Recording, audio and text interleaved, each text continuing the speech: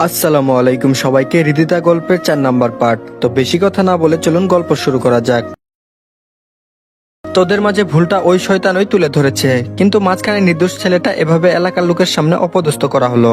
সেদিকে লক্ষ্য করতেই আমার নিজের প্রতি সত্যি অনুশোচনা কাজ করছে রে মা। তাছাড়া তোর বাবা একথা শুনলে অনেকটা ভেঙে পড়বে। হৃদিতা বলল, বাবাকে এ বিষয়ে জানানোর দরকার মা। এর মধ্যেই শফিক সাহেব এসে বলতে লাগলো, কি হৃদিতা মামুনি, সেই ছেলেটা কি তোমাকে আর কখনো বিরক্ত করেছে? যদি আরেকবার ও আমার মেয়ের সঙ্গে ইফটিজিং করার চেষ্টা করে তাহলে কোনো কিছু না ভেবেই ওকে জেলের ভাত খাইয়ে ছাড়বো। হৃদিতা বলল, বাবা আমরা যাকে ইফটিজার ভেবে এলাকার সবার সামনে অপমান অপদস্থ করেছি সে আসলে এসব কিছুই করেনি। শফিক সাহেব বলল, এই হৃদিতার মা, শুনছো তোমার মেয়ের কথা? এসব কি বলছে কিছুই তো বুঝতে পারছি না। হৃদিতার মা বলল, আমি বলছি শোনো তাহলে। এই বলে হৃদিতার মা সবটা শফিক সাহেবকে জানালো। শফিক সাহেব ঘটনাটি জানার পর ঠাস করে সোফায় বসে পড়ল আর অনুশোচনায় বলে উঠল, আমার রাজনৈতিক ক্ষমতা থাকলেও কখনো কারো প্রতি অন্যায় করিনি কিংবা ক্ষমতার অপব্যবহার করিনি। আজ আমার দ্বারা নির্দোষ ছেলেটা এভাবেই শাস্তি পেল। হৃদিতার মা বলল, এখন এসব বলে কি হবে, যা হবার তো হয়ে গেছে। তারপর শফিক সাহেব বলল, হৃদিতা চল মা, আমরা বরং রনির কাছে গিয়ে আমাদের ভুল স্বীকার করে নেই আর ক্ষমা চেয়ে নেই। হৃদিতা কান্না করতে করতে বলল, বাবা সেটার সুযোগও এখন নেই। কিছুক্ষণ আগে জানতে পারলাম ও কাউকে কিছু না বলে এই শহর ছেড়ে অন্য কোনো শহরে চলে গেছে। শফিক সাহেব তার মেয়ের কথা শুনে রীতিমতো অবাক হয়ে বলে উঠল, শেষ পর্যন্ত ছেলেটা ক্ষমা চাওয়ার সুযোগটাও দিল না। আর এদিকে আমার আজ 2 দিন ধরে রাস্তায় ফুটপাতে নির্ঘুম রাত কাটিয়ে দিতে হচ্ছে। ঢাকা শহরে এত লোকজন, তারপরেও এখানে একজনকেও পরিচিত হিসেবে পেলাম না। তাহলে কি আমাকে আবার গ্রামে ফিরে যেতে হবে? না না, সেটা সম্ভব না। গ্রাম থেকে যখন চলে আসছি তখন ঢাকায় একটা না একটা উপায় ঠিক বের হয়ে যাবে। ভাবিনি কখনো এমন একটা পরিস্থিতির মোকাবেলা করতে হবে। চায়ের দোকানের বেঞ্চে বসে এবার আনমনে চিন্তা করছিলাম। এমন সময় পিছন দিকে কেউ একজন রনি বলে ডেকে উঠলো। প্রথমে ভাবলাম এই ঢাকা শহরে কে আমাকে ডাকবে, হয়তো আমার নামে অন্য কাউকে ডাকছে। ব্যাস, সেদিকে সাড়া না দিয়ে চা খেতে মনোযোগ দিলাম, কিন্তু আমার ধারণা ভুল প্রমাণিত হয়ে গেল। চা খাচ্ছি, এর মধ্যে পিছন দিক থেকে কাঁধে হাত রেখে কেউ একজন বলে উঠলো, কিরে কখন থেকে তো ওকে ডাকছি, শুনিস না কেন? আমি পিছন দিকে তাকিয়ে লক্ষ্য করতে আমার চোখ তো কপালে উঠে গেল। আরে এ তো তানভীর, স্কুল কালের ফ্রেন্ড। আল্লাহর অসীম দয়া, এই তানভীরে আমাকে একটা থাকার ব্যবস্থা করে দিতে পারবে। চিন্তামুক্ত হয়ে বলে উঠলাম, দোস্ত আমাকে একটা হেল্প কর প্লিজ। আজ 2 দিন ধরে ফুটপাতে থাকতে হচ্ছে। এই কদিন অনেক চেষ্টা করেছি কিন্তু বাসা ভাড়া করতে পারিনি। একা একজনকে কেউ বাসা ভাড়া দিতে চায় না। আল্লাহর রহমতে তোকে যখন পেয়ে গেছি, তো আমাকে একটা থাকার ব্যবস্থা করে দে না প্লিজ দোস্ত। তানভীর বলল, কি ব্যাপার বলতো, তুই হুট করে ঢাকায় আসলি, এসে তারপরও আবার ফুটপাতে থাকছিস, সত্যি করে বলতো এই অসময়ে ঢাকা আসার কারণ কি? আমি বললাম, আসলে আমি ঢাকায় আসতে চাইনি, কিন্তু পরিস্থিতি আমাকে এখানে এনেছে। এই বলে গ্রামের পুরো ঘটনাটা বলে ফেললাম। তানভীর বলল, দুর্জয় তোকে নিয়ে এত বড় একটা গেম খেললো আর তুই ওকে কিছু না বলে চলে আসলি? আমি বললাম, চাইলে তার জালিয়াতি বের করতে পারতাম, কিন্তু মান সম্মান যা যাওয়ার সেটা তো আগেই শেষ। দুর্জয়কে দোষী সাব্যস্ত করলে তো আমার যে মান সম্মান ধুলোয় মিশে গেছে সেটা আর ফিরে আসতো না। তাছাড়া কাকা কাকিমা আমার আপন কেউ না, রাস্তায় নাকি আমাকে কুড়িয়ে পেয়েছে। এটা জানার পর তো গ্রামে থাকা কোনো মুডই ছিল না, কিন্তু যাকে আমার বোন ভাবতাম সে আমাকে এমন কথা বলেছে যেটা মুখে আনাই পাপ। ব্যাস, এরপর সিদ্ধান্ত নিয়ে ফেললাম ঢাকায় চলে আসবো। টিসি নিয়ে চলেও আসছি, কিন্তু থাকার কোনো ব্যবস্থা করতে পারছি না, যার দরুন আজ নিয়ে প্রায় 2 দিন ফুটপাতে নির্ঘুম রাত কাটিয়ে দিতে হচ্ছে। এখন যদি তুই আমাকে থাকার ব্যবস্থা করে দিস। না করিস না দোস্ত প্লিজ, তাহলে একটা মহাবিপদে পড়ে যাব, প্লিজ দোস্ত না করিস না। তানভীর বলল, আরে মামা এত চাপ নিবার কিছুই নেই। তাছাড়া তুই যে বিপদে পড়েছিস, এ সময় তোকে হেল্প করতে পারলে নিজেকে অনেকটা প্রাউড ফিল মনে করব। যদিও তোকে আমার সাথে নিলে এতে আমার কিছু সমস্যা হতে পারে, কিন্তু তোকে তো আমি আর বিপদের মুখে ফেলে যেতে পারি না। আচ্ছা চল, আজ থেকে তুই আমার সাথেই থাকবি। আর হ্যাঁ, বাড়িওয়ালার মেয়ের দিকে কিন্তু ভুলেও তাকাবি না। আমি বললাম, কেন? তানভীর বলল, বাড়িওয়ালার মেয়েটাকে প্রথম দেখেই ক্রাশ খেয়ে যাবি, কিন্তু মেয়েটার আচরণ একদম ভালো না। যদি তার সামনে কোনো কারণবশত পড়তাম, অকারণেই মিসবিহেভ করতো। তবে বাড়িওয়ালার মেয়েটা নাকি আগে এমন ছিল না, সবার সঙ্গে হেসে খেলে কথা বলতো। যখন এই প্রেম ভালোবাসার নামে শব্দে মেয়েটি প্রতারিত হলো, বেশ তখন থেকে ছেলেদেরকে একদমই সহ্য করতে পারে না। তাই তোকেও বলছি, বাড়িওয়ালার মেয়ের সঙ্গে কথা বলবি তো দূরের বিষয়, তার সামনে যাবিই না। আমি বললাম, আচ্ছা ঠিক আছে, যাব না। আল্লাহর উপর বিশ্বাস রেখেছিলাম বলেই তানভীরকে তার কারণ স্বরূপ পেয়ে গেলাম। নিশ্চয় আল্লাহর উপর বিশ্বাস রাখলে সে কখনো নিরাশ হয় না, তার প্রমাণ আজ পেয়ে গেলাম। তারপর তানভীরের সঙ্গে তার ভাড়া নেওয়া বাসায় চলে গেলাম। বাড়িওয়ালার স্ত্রী আমাকে দেখেই তানভীরকে বলল, তোমার সঙ্গে ও কে? তানভীর বলল, আন্টি ও আমার বেস্ট ফ্রেন্ড রনি, গ্রাম থেকে এসেছে, এখানে আমার সঙ্গেই থাকবে।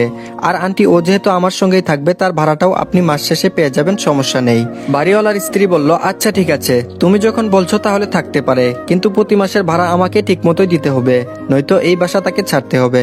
তানভীর বলল, জি আচ্ছা আন্টি। প্রথমে ভেবেছিলাম আমার কাছে বাসা ভাড়াই দিবে না, কিন্তু তানবীরের সুপারিশ করায় বাড়িওয়ালা রাজি হয়েছে। যাই হোক, এখন একটু ঘুমানোর দরকার। ঘুমাতে যাব, এর মধ্যে তানবীর বলে উঠলো, দোস্ত তোর ফোনটা দে তো। আমি বললাম আমার ফোনে মনে হয় চার্জ নেই, বন্ধ হয়ে আছে। তানবীর বলল আচ্ছা ঠিক আছে, ফোন চার্জে লাগা, দরকার আছে। তানবীরের কথা মতো ফোনটাকে চার্জে লাগিয়ে অন করতেই ডেভিল বইনে এই নাম্বার থেকে 1000টা প্লাস কল প্লাস মেসেজ আর ফোন এসে ভরে গেছে। প্রথম মেসেজ ছিল এমন, ভাই প্লিজ তুই বাড়িতে ফিরে আয়, তোকে ছাড়া পুরো বাড়িটা কেমন শূন্যতায় ভরে গেছে, ফিরে আয় না প্লিজ। মেসেজের শেষে কান্নার ইমোজি 2টা। তারপরের মেসেজটা ছিল, তোর জন্য বাবা মা তারা অনেক কান্না করতেছে, তাদের দিকে তাকিয়ে অ্যাটলিস্ট এই বাড়ি ফিরে আয়, জিদ করিস না প্লিজ। তুই তো জানিস তোর সঙ্গে আমার ঝগড়া না করলে পেটের ভাত হজমই হয় না। এখন তুই বাসায় নেই, দুদিনে কেমন জানি অন্ধকার নেমে এসেছে। বাবা মা তাদের মুখে কোনো হাসির আভা নেই, সবসময় বিষণ্ণতার ছাপ তাদের মুখে লেগেই থাকে। তুই তো এটাও জানিস ওরা আমাকে না যতটুকু ভালোবাসে তার থেকেও দ্বিগুণ ওরা তোকে ভালোবাসে। তুই কি চাইলে পারবি না তোর সব রাগ অভিমান ফেলে আবার আমাদের কাছে ফিরে আসতে? মেসেজটা পরে চোখ থেকে কয়েক ফোঁটা নোনা জল গড়তে লাগলো। তারপর কোনো কিছু না ভেবে মেসেজটি রিপ্লাই দিলাম, সেটা আর সম্ভব না। আর হ্যাঁ, দয়া করে এই নাম্বারে ফোন কিংবা মেসেজ দিবেন না, এইটুকু লিখে ডেভিল বইনের নাম্বারে সেন্ড করলাম। বেশ সঙ্গে সঙ্গে অপাস থেকে কল আসতে লাগলো। কল কেটে দিবার পরও কল আসতে লাগলো। দেখে উপায় না পেয়ে কলটা রিসিভ করলাম। আমি বললাম হ্যালো। তানিশা কান্না কান্না কণ্ঠে বলল, ভাই তুই কেমন আছিস? আমি বললাম সরি, কে আপনার ভাই? ফোনে এভাবে কান্নাকাটি করছেন কেন? যদি কান্নাকাটি করতেই হয় তাহলে ফোন রেখে দিয়ে সারাদিন কান্নাকাটি করুন। ফোন রাখছি। ফোনের লাইনটা কাটতে চেয়েও কেন জানি কাটতে পারলাম না। নীরব শ্রোতাদের মতো চুপ হয়ে গেলাম। আর তানিশা অপাস থেকে বলতে লাগলো, তুই 2 দিন হয় বাড়ি ছেড়েছিস আর 2 দিনের তোর শূন্যতা পুরো বাড়ি ভরে গেছে। আগে তো তোর জ্বালায় কোনো সিরিয়াল দেখতে পারতাম না, সারাক্ষণ ওই আইপিএল খেলা নয়তো মুভি দেখেছিস, তবুও আমাকে কিছু দেখতে দেসনি। এই নিয়ে তোর সঙ্গে আমার অনেকবারই ঝগড়া লেগে গিয়েছিল, কিন্তু এখন সারাক্ষণ ওই সিরিয়াল দেখলেও আমাকে কেউ কিছু বলার মানুষটা নেই। এখন তাকেই শুধু খুব মিস করছি, প্লিজ চলে আয় না ভাইয়া। আমি নীরবে অপাস থেকে তানিশার কথা শুনছি। তানিশা আবার বলে উঠলো, তুই না হৃদিতাকে অনেক ভালোবাসতি, সে তো তোকে এখন অনেক ভালোবাসে। এমনকি আমি আমার মা বাবাকে বলেছি তারা হৃদিতাকে তোর বউ করে ঘরে এনে দিবে। এবার তো ফিরে আয় ভাই। কি হলো, কথা বলছিস না কেন? Hello hello. তানিশা হ্যালো বলতেই কোনো কিছু না বলে ফোনটা কেটে দিলাম এবং সঙ্গে সঙ্গে সিমটা খুলে ফেললাম। এবং যে সিমটা ভাঙতে যাব অমনি তানবীর এসে বলতে লাগলো, আরে সিমটা ভাঙতেছিস কেন? দরকার পড়লে খুলে রেখে দে। এমনও তো হতে পারে সিমটা আবার তোর প্রয়োজন লেগে যাবে, তখন তো আবার সমস্যার সম্মুখীন হতে হবে। আমি মনে মনে বললাম, হ্যাঁ তাই তো, সিম ভেঙে ফেলার চেয়ে খুলে রাখাই ভালো। কখন কি প্রয়োজন পড়ে তা বলা খুব মুশকিল। এসব ভেবে সিমটা আর ভাঙলাম না, সযত্নে রেখে দিলাম। তারপর কিছুক্ষণ ফোনে ফেসবুক নিউজ ফিড ঘেটে ঘুমিয়ে পড়লাম। বিকালে ঘুম থেকে উঠে ছাদে চলে গেলাম। নতুন জায়গায় দেখার কৌতূহলটা একটু বেশি, তাই কোনো বনিতা না করে ছাদ পর্যন্ত বিকালের প্রাকৃতিক সৌন্দর্য দেখছিলাম। হঠাৎ একটা মেয়েলি কণ্ঠে আওয়াজ বলে উঠলো, এই ছেলে তোকে ছাদে আসার পারমিশন কে দিয়েছে? আমি পিছনে তাকাতেই আমার চোখ যেন কপালে উঠে গেল। এত দেখছি নির্ঘাত বলিউডের নায়িকা, মনে হচ্ছে শুটিং বাদ দিয়ে এখানে অবসরে ঘুরতে আসছে। তাহলে তানবীরের কথা ঠিক, ও যা বিবরণ দিয়েছিল এখন তো দেখছি তার থেকেও বেশি সুন্দরী। তারপর বলল, ওই হ্যালো, ছাদে আসার পারমিশন তোকে কে দিয়েছে শুনি? বাড়িওয়ালার মেয়েটি চিৎকার করে বলতে লাগলো। বাড়িওয়ালার মেয়ের চিৎকার মেরে বলাতে নিমিষেই ভাবনার বিচ্ছেদ ঘটে গেল এবং তার প্রতি উত্তরে বললাম, জি ইয়ে মানে আমি এখানে নতুন ভাড়াটিয়া। বাড়িওয়ালার মেয়ে বলল, তো ছাদে কেন আসছিস? আমি কিছু না বলে নিশ্চুপ হয়ে রইলাম। বাড়িওয়ালার মেয়ে আবার বলল, কি হলো, কথা বলছিস না কেন? আমি বললাম, সরি ভুল হয়ে গেছে আমার, আর ছাদে আসবো না। বাড়িওয়ালার মেয়ে বলল, আমাদের বাসায় ভাড়া থাকবি ভালো কথা, কিন্তু ভুলেও আমার পারমিশন ছাড়া ছাদে আসবি না, কথাটি যেন মনে থাকে। আমি বললাম, জি আচ্ছা মনে থাকবে। তারপর ওখানে আর কোনো কথা বললাম না। আমার জীবনে এই প্রথম একজনকে দেখলাম যে কারণ ছাড়াই মিসবিহেভ করলো। কি সাংঘাতিক মেয়ে রে বাবা, আমাকে চিনে না জানে না, অথচ আমার সঙ্গে কিনা দুর্ব্যবহার করলো। না, এই মেয়েটার কাছ থেকে দূরে থাকতে হবে, নয়তো কোনো সময় অঘটন ঘটে যেতে পারে। এদিকে তানিশার বাবা মাও ভালো নেই, যাকে ছোট করে কুলে পিঠে করে মানুষ করেছে, আর সে কিনা মান অভিমানে তাদের বাসা ছেড়ে চিরতরে চলে গেল। এই বিষয়টা তানিশার বাবা মা কোনোভাবেই মেনে নিতে পারছে না। তানিশাও বাড়িতে তার বাবা মায়ের মুখের বিষণ্ণতার প্রতিচ্ছবি লেগেই আছে, দেখে মন খারাপ হওয়ার কারণ হয়ে দাঁড়িয়েছে। সেটা অবশ্য তার নিজের অপরাধ বলে মনে করে। আজ এই পরিস্থিতি এমনটা হতো না যদি সে ওইসব গালি না দিত, কিন্তু কি থেকে কি হয়ে গেল তানিশা কিছুই বুঝতে পারলো না। তবে তার এখনো অনুশোচনা হচ্ছে কেন সে তার ভাইকে এসব বলতে গেল। হৃদিতার ফ্যামিলি তো ইতিমধ্যে রনিকে খুঁজতে শুরু করে ফেলেছে ক্ষমা চাওয়ার জন্য।